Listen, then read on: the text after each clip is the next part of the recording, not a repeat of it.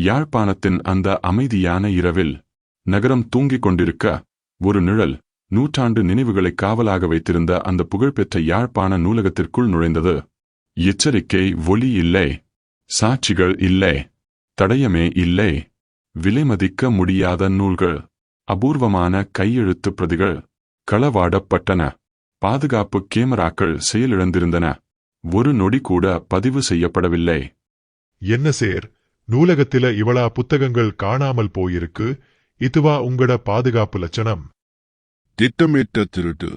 யார் செயல் என்பதை கண்டுபிடிக்க விரைவில் நடவடிக்கை எடுக்கப்படும். ஏதோ செய்ங்க, நாளைக்குள்ள செய்ங்க, இல்லாட்டி பேட்மேனை கூப்பிட வேண்டி வரும். அது உங்களுக்கு அவமானம். பார்த்து செய்ங்க. மிஸ்டர் அல்பிராட், தொந்தரவு செய்கிறேனோ என நினைக்கிறேன். இது ஜாப்னா பப்ளிக் லைப்ரரியில நடந்த சம்பவம் தொடர்பானது. 2 நாட்களுக்கு முன் ஒரு முக்கியமான புத்தக திருட்டு நடந்தது. சில விலைமதிப்பற்ற பழமையான கையெழுத்து புத்தகங்கள் மறைந்துவிட்டன. விசாரணை ஆரம்பிக்கும் முன் கூட இன்னொரு திருட்டு நடந்திருக்கிறது. நேற்று இரவு அதே மாதிரி ஒரு திருட்டு அமைதியாகவும் எச்சரிக்கை இல்லாமலும். யாரோ நூலகத்தின் ரகசிய பகுதிகள் பற்றிய தெரிந்தவர்களாக இருக்கலாம் என நாங்கள் சந்தேகிக்கிறோம். தயவு செய்து இந்த தகவலை மிஸ்டர் வெயினிடம் உடனடியாக தெரிவிக்கவும். மிஸ்டர் வெயின், ஜாப்னா பொது நூலகத்தில் ஒரு முக்கியமான திருட்டு நடந்திருக்காம். அவர்கள் உங்கள் உதவியை கேட்கிறார்கள். எனக்கும் இது தெரியும், அல்பிராட்.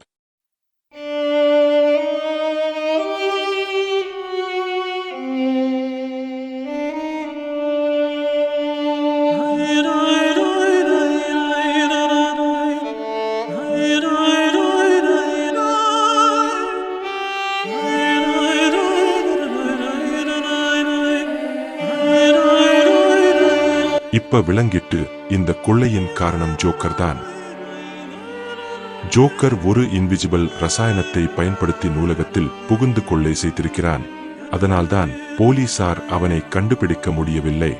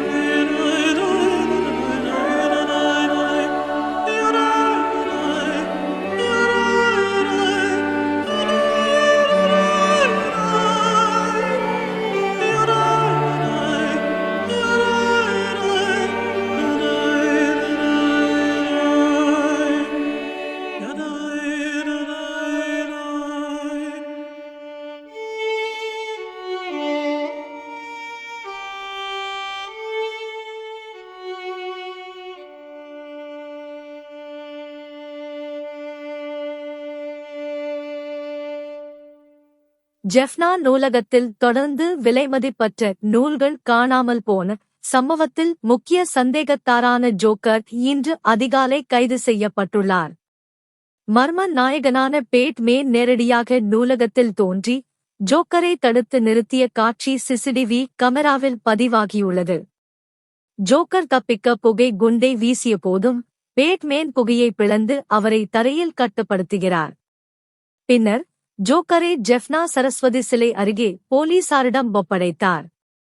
இந்த நடவடிக்கையால் நூல்கள் மீட்கப்பட்டுள்ளன என்றும் விசாரணை தொடரும் என்றும் போலீசார் தெரிவித்துள்ளனர்.